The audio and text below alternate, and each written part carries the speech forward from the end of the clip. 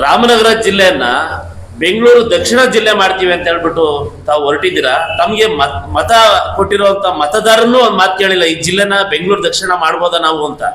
ನೀವು ಏಕಾಏಕಿ ಹಿಟ್ಲರ್ಗಳ ತರ ನೀವು ವರ್ತನೆ ಮಾಡ್ತಾ ಇರೋದು ನೋಡಿದ್ರೆ, ನಿಮ್ಮ ಬೇನಾಮಿ ಆಸ್ತಿಗಳನ್ನ ನೀವು ಏನು ಬೆಲೆ ಹೆಚ್ಚಿಸ್ಕೊಳ್ಳೋದಕ್ಕೋಸ್ಕರ ನೀವು ಮಾಡ್ತಾ ಇದ್ದೀರಾ ಅಂತ ಜನರಿಗೆ ಏನು ಗೊತ್ತಿಲ್ಲ ಅಂತ ಅನ್ಕೋಬೇಡಿ.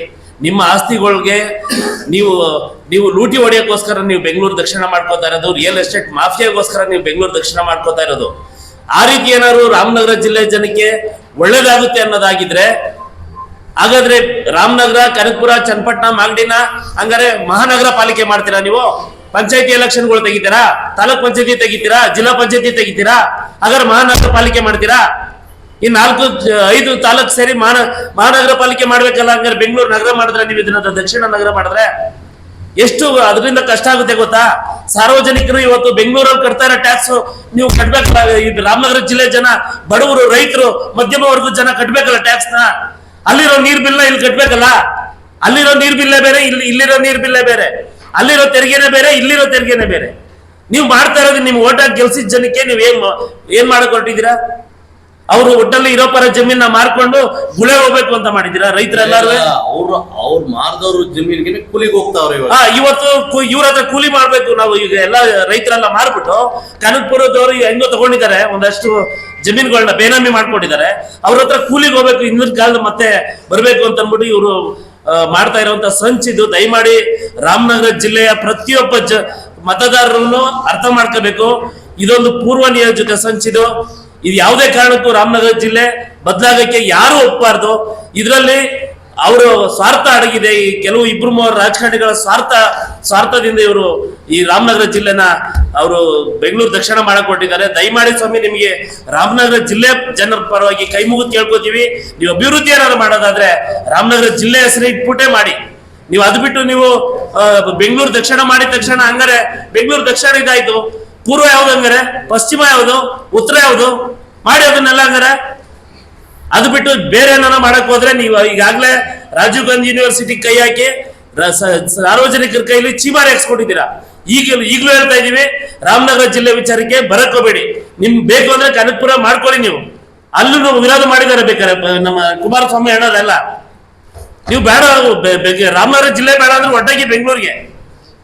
ರಾಮನಗರ ಜಿಲ್ಲೆ ಜನ ಹೆಂಗೋ ನೆಮ್ಮದಿಯಾಗಿರ್ತಾರೆ. ದಯಮಾಡಿ ಈ ತರ ಸಾಹಸಕ್ಕೆಲ್ಲ ಕೈ ಹಾಕಕ್ ಹೋಗ್ಬೇಡಿ.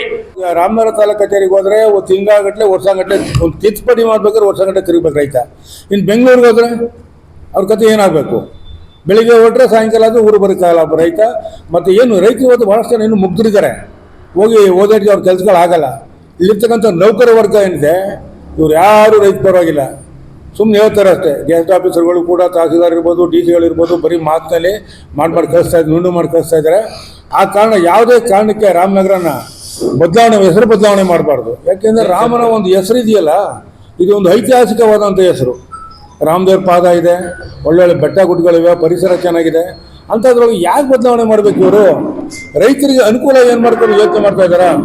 ಮೇಕೆದಾಟು ವಿಚಾರ ಬಂದಿದೆ, ಭಾಳ ವಸ್ತು ನಡೀತಾ ಇದೆ. ಎಲ್ಲ ಪಕ್ಷಗಳು ಕೂಡ ಈ ಮೇಕೆದಾಟು ವಿಚಾರದಲ್ಲಿ ಬರೀ ಬಾಯಿಲೆ ಹೊರತು ಏನು ಅದು ಕಾರ್ಯಗತ ಆಗೋಕ್ಕೆ ಅವಕಾಶ ಮಾಡ್ತಾ ಇಲ್ಲ.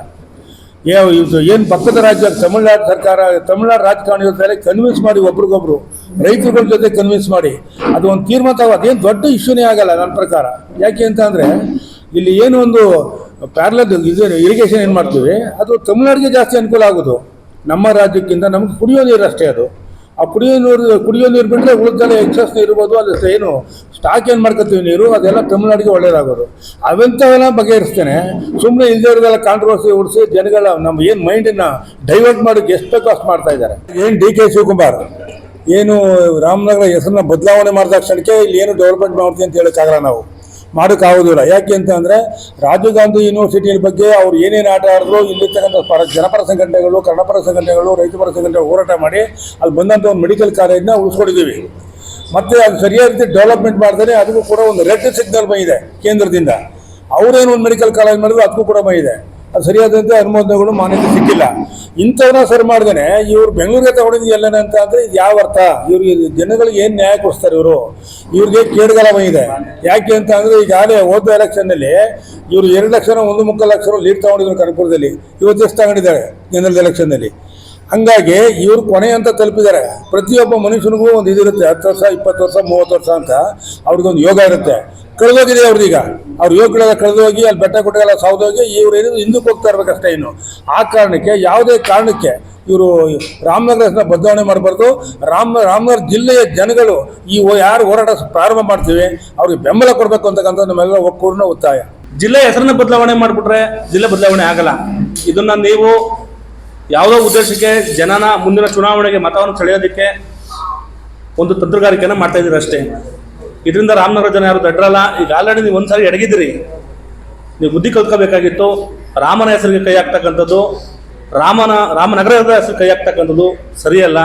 ದಯಮಾಡಿ ಮತ್ತೊಮ್ಮೆ ರಾಜ್ಯದ ಮುಖ್ಯಮಂತ್ರಿಗಳು ಪರಿಶೀಲನೆ ಮಾಡಿ ಅದನ್ನು ತಡೆ ಹಿಡಿಬೇಕು. ರಾಜ್ಯಪಾಲರು ಸಹಿ ಹಾಕಬಾರ್ದು. ಯಾವುದೇ ಕಾರಣ ಕೂಡ ರಾಮನಗರ ಜಿಲ್ಲೆ ಬದಲಾವಣೆ ಆಗಬಾರ್ದು ಅಂತೇಳಿ ರೈತರ ಸಂಘಟನೆಗಳಾಗಿರ್ಬೋದು, ಈ ಜಿಲ್ಲೆಯ ರೈತರ ಇದಾಗಿರ್ಬೋದು ಮತ್ತು ಎಲ್ಲ ಕನ್ನಡ ಸಂಘಟನೆಗಳು ಇವತ್ತು ಈ ರಾಜ್ಯ ಸರ್ಕಾರಕ್ಕೆ ಮತ್ತು ರಾಜ್ಯಪಾಲರಿಗೆ ನಾವು ಒತ್ತಾಯನ ಮಾಡ್ತಾ ಇದ್ದೀವಿ. ಎಲ್ಲ ಕನ್ನಡ ಪರ ಸಂಘಟನೆ, ರೈತ ಪರ ಸಂಘಟನೆ, ಎಲ್ಲ ಪ್ರಗತಿಪರ ಸಂಘಟನೆಗಳ ಮುಖಂಡರೆ, ಇವತ್ತೇನು ನಾವೆಲ್ಲರೂ ಕೂಡ ಸೇರಿದ್ದೀವಿ, ರಾಮನಗರ ಜಿಲ್ಲೆಯ ಹೆಸರನ್ನು ಬದಲಾವಣೆ ಮಾಡಿ ಬೆಂಗಳೂರು ದಕ್ಷಿಣ ಜಿಲ್ಲೆ ಅಂತಕ್ಕಂಥದ್ದನ್ನು ಮಾಡಿರ್ತಕ್ಕಂಥ ರಾಜ್ಯ ಸರ್ಕಾರದ ಅವೈಜ್ಞಾನಿಕ ನೀತಿಯನ್ನು ಖಂಡಿಸಿ ಕೂಡಲೇ ರಾಜ್ಯಪಾಲರು ಅಂಕಿತ ಹಾಕಬಾರ್ದು ಅಂತಂತೇಳಿ ನಾವೆಲ್ಲರೂ ಕೂಡ ಒಕ್ಕೊರಲಿನಿಂದ ನಾವೆಲ್ಲರೂ ಕೂಡ ಮಾಧ್ಯಮಗೋಷ್ಠಿಯನ್ನು ಮಾಡ್ತಾ ಇದ್ದೇವೆ. ಸರ್ಕಾರಕ್ಕೆ ಒತ್ತಾಯ ಮಾಡ್ತಾ ಇದ್ದೇವೆ.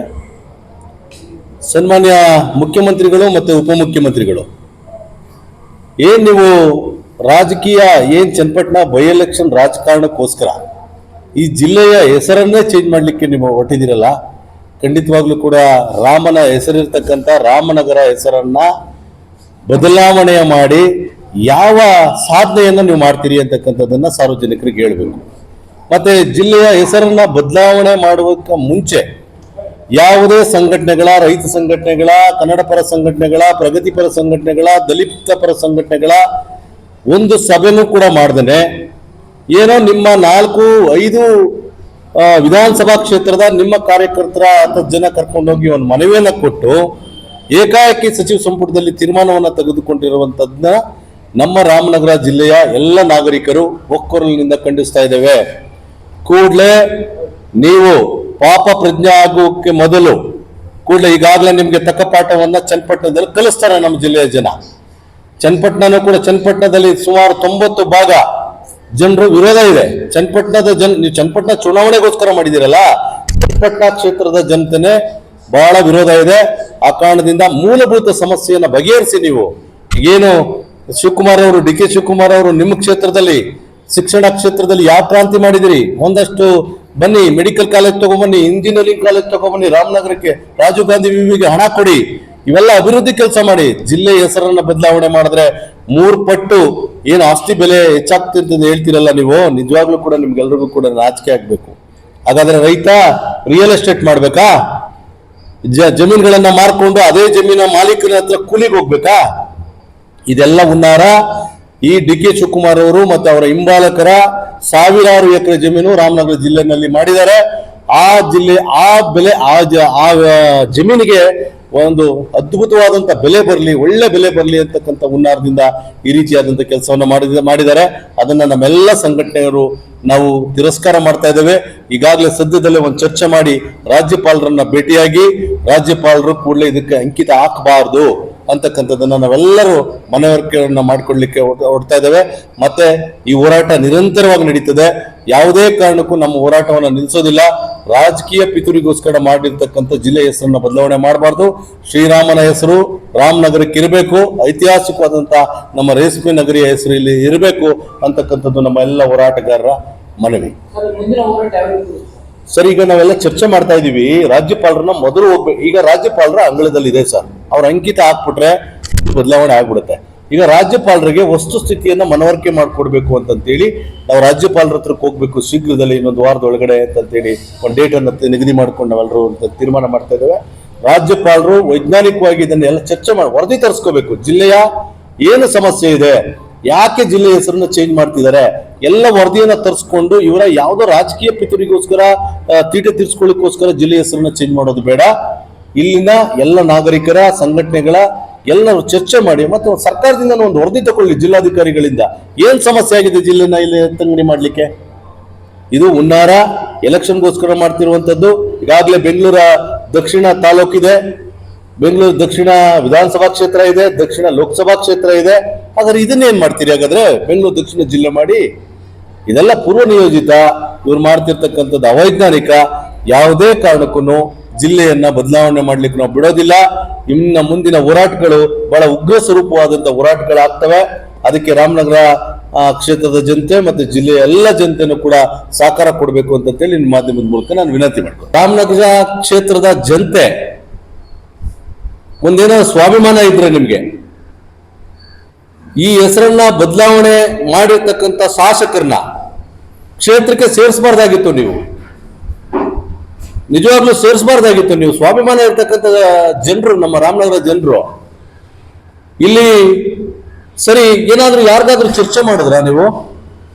ಜಿಲ್ಲೆ ಬದಲಾವಣೆ ಮಾಡಬೇಕು, ಆಸ್ತಿಗಳು 3 ಪಟ್ಟು 4 ಪಟ್ಟು ಜಾಸ್ತಿ ಆಯ್ತವೆ ಅಂತೇಳಿ ಹೇಳ್ತಿರಲ್ಲ ಡಿ.ಕೆ. ಶಿವಕುಮಾರ್ ಅವರೇ. ಯಾರಾದ್ರೂ ನಮ್ಮ ರೈತ ಸಂಘದ ಹಿರಿಯ ಮುಖಂಡರುಗಳವರೇ, ಕನ್ನಡ ಪರ ಸಂಘಟನೆಗಳವರೇ, ಪ್ರಗತಿಪರ ಸಂಘಟನೆಗಳ ಒಕ್ಕೂಟದವರವರೇ, ಎಲ್ಲರನ್ನು ಕೂತಿ ಸಾರ್ವಜನಿಕರನ್ನ ಒಂದು ಸಭೆ ಕರೆದು ಚರ್ಚೆ ಮಾಡಿ ಆಮೇಲೆ ನಿರ್ಣಯ ತಗೊಳ್ಳೋಣ ಅಂತಕ್ಕಂಥದ್ದು ಏನಾದ್ರೂ ನೀವು ಮಾಡಿದ್ದೀರಾ?